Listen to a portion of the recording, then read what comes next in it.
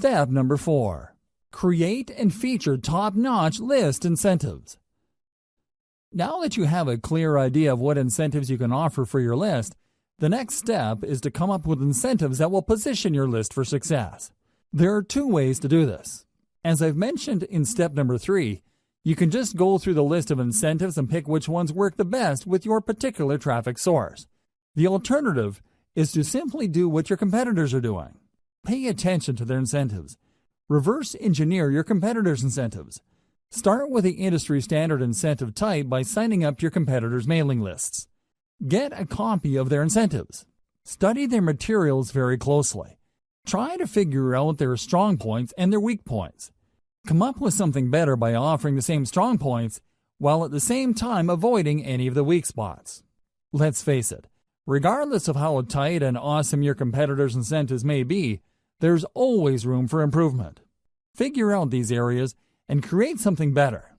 Remember, there are 2 ways to play this. You can actually come up with something objectively better, or you can produce something that is perceived as something better. Whatever the case may be, it has to be better. How do you produce a better incentive? This is the question that's begging to be asked. Now that we're clear that we have to come up with an incentive that either blows the competition out of the water or is perceived to be better, how exactly do we go about doing that? Here are some ideas. First, you can offer an incentive that is complete. In other words, when you study your competitors' incentives, they might be holding back on certain pieces of information. They might be offering really basic information. If you came up with an incentive that is fully complete, you will stand head and shoulders above your competitors. Word might even get around that the incentive that you deliver truly solves the problem that your target customers have in a very thorough way. Another approach you could take is to simply offer longer content. For example, if your biggest competitor is offering a free booklet that lists out 10 solutions to potential list members' problems, offer a booklet that offers 20, 30, or even 50 solutions. The key here is to come up with an incentive that, on face value, is so vastly superior that people can't help but sign up for it. Don't just go with doubling your competitor. Blow them out of the water by a magnitude of 5 to 1 or 10 to 1. If the industry standard is to offer 10 solutions, come up with 50 or even 100 solutions. Like it or not, people tend to equate longer products with higher value products. Of course, you and I know that this is not necessarily the case, but there is that mental bias. Alternatively, you can offer an incentive that is more engaging to people. For example, the industry standard in your niche might involve really complicated or jargon-filled materials for all sorts of products. When you read through this, it seems like you have to be some sort of brain surgeon or rocket scientist to make heads or tails of these materials. What if you were to come up with an incentive that is written in plain 8th grade English and actually engages people on an emotional level? Your incentive will blow everybody else away because your stuff is more accessible and easier to process. What use is a seemingly complete incentive when it's written in ancient Greek? Do you see where I'm coming from? Focus on engagement. Understand that the people who will be downloading your incentives are flesh and blood human beings with real problems. Start there. Finally, you can offer basically the same industry standard incentive as your competitors, but you packaged it better. When people read the same information but it's formatted in a nice PDF with lots of helpful pictures and everything is written in a well-spaced, well-formatted way, don't be surprised that people walk away with the impression that you have a better incentive. It turns out that you're offering the exact same information. The only thing that's different is that you formatted it in a way that is more accessible, easier to process, and most importantly, easier to act upon. Reverse engineer your competitors' squeeze pages. Now that you have reverse engineered your competitors' incentives, the next step is to design a better page to give away that incentive. Again, your notes and your competitors will come in handy here. You need to come up with squeeze pages that would blow everybody else out of the water. How do you do this? Well, you can come up with better design. Maybe everybody is using the same standard design. You can start there, but come up with different elements to get visitors to engage with your page better. You should also study how your competitors' squeeze pages focus, present, and position their incentive. Are they missing something? Do they forget to highlight certain things? Maybe they're just assuming that people who will land on the squeeze page would automatically want the incentive. Come up with a squeeze page that shines the spotlight more clearly and more efficiently on your incentive. Finally, you can reverse engineer your competitors' squeeze pages in such a way that the value proposition this page brings to the table is clearer. You have to remember that people are always asking, "What's in it for me?" You have to answer that question loud and clear. The value proposition that you bring to the table must be compelling enough for people to want to leave their email address. Make sure to do this. Based on my many years of list marketing, I can tell you that the vast majority of list marketers automatically assume that when people sign up for their list, they would actually welcome the updates. This is why most list marketers fail. You cannot assume this. Like I said earlier, there's a certain percentage of your visitors that are going to be list squatters. If you're not careful, this percentage can keep growing until they form the majority of your list. You have to make sure to emphasize the value of the updates on your list. You have to do this right before they sign up by including such text in the squeeze page. You also have to do this on the confirmation page that they get. You should tell them that they're getting the booklet, template, book, or whatever incentive you're offering, but they're also going to be getting very useful updates. You may want to invest some time highlighting the value these updates will bring to the lives of your list members. If you fail to do this, you run the risk of building a list full of squatters. Worse yet, people might be surprised that you're sending updates and might consider your email spam. You probably don't need me to tell you why that's bad news. Do yourself a big favor and emphasize the value of the updates of your list, because this is the only reason why you're giving out incentives in the first place. By getting all caught up in the incentive you're giving away, you end up sabotaging the success of your list. Make sure to keep your priorities straight. Otherwise, your list marketing business might go belly up sooner or later. Create a two-step list recruitment setup. A lot of list marketers are under the impression that the more people that join their list, the better. I'm telling you, the whole idea of the more the merrier doesn't work in list marketing. In many cases, you'd be making a lot more money having less people on your list than having a bloated list of squatters or uninterested people. You have to make sure that only people who are truly interested in the value of your updates get on and stay on your list. One very powerful way to do this is to create a two-step list recruitment setup. A lot of list marketers set up their lead capture pages in such a way that when you load a page, you only need to enter your email address and your name and click the submit button. That's all you need to do. Automatically, you'll get a confirmation and you are on their list. The confirmation page usually has a download link to their incentive that you signed up for. This is going to be a problem because this can attract curiosity seekers. This can attract people who are not really all that interested, but are just curious as to the incentive that they would get. In other words, you risk attracting all the wrong eyeballs. You have to set up your list in such a way where the prospect has to click a button to get to the form. This added step filters out curiosity seekers. Your form gets in front of the eyeballs of people who are more motivated. They have to read an ad or a text that spells out the opportunity and benefit of your list. They then click through to get to the squeeze page form. In other words, you qualify them before you sign them up to your list. Either way, if you do this right, your form should talk about the benefits of the mailing list. This two-step process can go a long way in eliminating curiosity seekers and ensuring that people who sign up for your list are more likely to read your updates. Modern email marketing. Modern email marketing uses a two-step email recruitment process. When people click through to the email form, they're essentially asking to opt in after they have become aware of the incentives. In other words, they already know what's in it for them. They are looking to establish a relationship with you. They want to give you permission to continue talking to them. Using this two-step process is less intimidating, and they also are given the impression that they're calling the shots. It's their choice whether to click through to the form or not. Another great benefit of modern email marketing's two-step email sign-up process is that this enables you to offer different incentives at different parts of your blog page. When people load your content, they see different ads for different lists. When they read the ad, they learn about the value that the list would deliver, and then they click through to join that list. You get a lot of control over your mailing list because you can qualify people based on their interest. Different people with different needs would sign up to different lists. This segmented email marketing approach can lead to higher conversion rates. Instead of just dumping everybody who's interested in a wide range of problems related to your niche on one general mailing list, you end up with highly filtered lists speaking to different problems.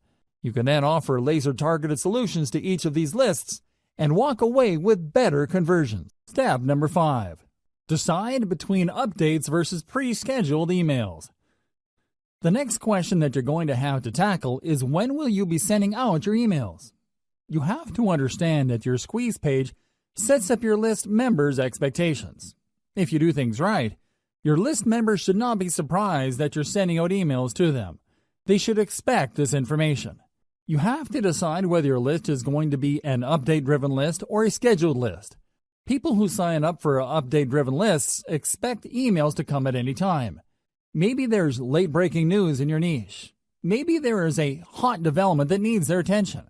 Whatever the case may be, people who sign up for such lists expect updates to come at any time. In fact, they wouldn't mind if they receive several emails within a day. On the other hand, there are lists that are expected to send updates every once in a while. Maybe there are no late-breaking developments. Maybe there is a shortage of news in your niche. Regardless of the reason, people expect to receive emails only if there is something really important in your update. Finally, there are many lists that involve pre-scheduled updates. These are usually tutorials or autoresponder series that people specifically sign up for. For example, if I sign up for an email list that is promising to teach me how to trade Bitcoin on a weekly basis, I would expect that I would receive a tutorial email with links to instructional videos once a week. Make sure you set up the right expectations, because this will decide how frequent your updates will be. Timing depends on subscriber expectations. Make sure that your squeeze page and all other promotional materials set up the right expectations. Be as clear as possible. Do your readers expect to be sent only the most relevant and pressing information? Do they expect periodic emails as they step through certain information? I wish I could tell you that this is pretty straightforward, but it isn't. It really depends on the incentive you're using. It is also influenced by your target niche. Maybe you're in a niche where people expect rapid updates. For example, the cryptocurrency world changes rapidly. There are all sorts of late-breaking news. If you were to sign up for a mailing list specializing in cryptocurrency, you probably would want to be notified about the latest moves by global regulators or authorities involving Bitcoin and other cryptocurrencies. Finally, you might want to consider the industry standard of your niche.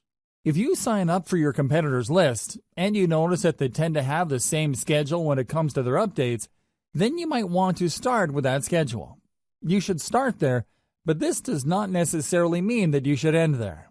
Use their schedule as a starting base, and then tweak your email schedules based on the actual behavior of your list members. Pay attention to the following tips to make sure you maximize the results you get from your email lists. Optimize for maximum opens or responsiveness. Now that you've set up your mailing list, your main job is to make sure your emails are getting opened, read, and acted on. This is the essence of list marketing. If you fail to optimize your emails, then your list is dead in the water. It really would be. Why? What's the point of getting a lot of people to join your mailing list when they're not going to be reading your emails? If nobody is clicking on your links or reading your materials, then your business is practically dead.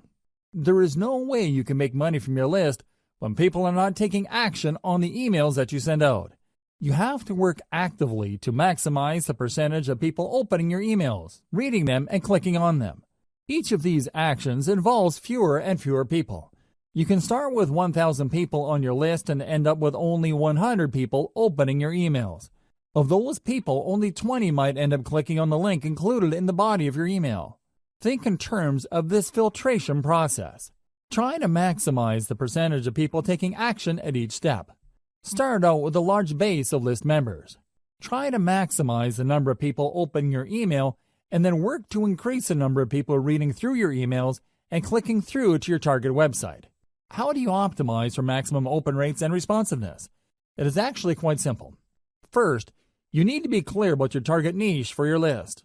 Put simply, your updates have to be all about your niche. They have to be targeted to the set of problems people in your niche have. Set the right expectations with your squeeze page. Inform people before they sign up to your list that they would be receiving email updates. Clue them into the value those email updates will bring to their lives. Don't just play up the incentive that you're giving out so people can join your list. That's how a lot of list marketers fail. They put too much emphasis on their bribe and don't pay enough attention to getting their prospective list members excited about the emails they will be receiving. If you put too much emphasis on the giveaways and incentives you are using to get people to sign up to your mailing list, don't be surprised when people get shocked that they received an update from you. They might even be blind to the fact that they signed up to a mailing list. Your squeeze page might have emphasized or played up the incentives so much that your list members were under the impression that you're just giving away free stuff and won't be sending them emails. Set the right expectations with your squeeze page. Emphasize the value of the emails people will be getting. Clue them into the fact that they will be receiving emails. Make sure that there is a tight fit between the incentive you're offering and the needs of your audience members. Whatever incentive you're giving away, it must speak directly to the needs of your audience members. This is how you create value in their eyes. The more valuable, credible, and authoritative your brand appears to them, the higher the chance that they would open your emails and take you seriously. If it turns out that you are offering incentives that don't really directly address their needs, they are probably not going to be all that eager to open and much less take action on the emails you send. Another way you can optimize your email marketing is to send out only relevant and on-point updates or autoresponder texts. In other words, when people sign up for a specific niche, everything that they receive from you would talk about that niche and nothing else. If you send out updates that have nothing to do with what your list members signed up for, don't be surprised if a lot of them would unsubscribe. You shouldn't be all that shocked when people stop reading your emails. They may remain on your mailing list, but they don't do anything. They are no longer opening your emails. Make sure to send only relevant and on-point updates. This way, you preserve your chance of actually making money off your mailing list. It doesn't matter whether you're sending updates or you have pre-programmed autoresponder emails being sent out by your system. Your stuff has to be relevant. Otherwise, your list members would start ignoring your updates. Make sure that everything in your email is consistent. It's not enough that your email talks about the problems of the niche your list members signed up for. Your emails must be internally consistent. You must remain focused like a laser in adding value to the lives of your list members. They should immediately see that reading your emails would add something to their lives. Finally, once you have people on your main email list, you need to work quickly to segment them. In other words, when people sign up for your general niche list, you need to start sending updates that would enable them to separate or filter themselves based on the specific subproblems that they are interested in. You can also send updates with links to low-cost products, so you can segment your list membership base into two camps: proven buyers and information list members. Once you have these two segmented lists going, you can then spend a lot more time trying to convert the proven buyers so they can buy higher dollar items. Step number 6. Optimize your list by targeting your traffic source.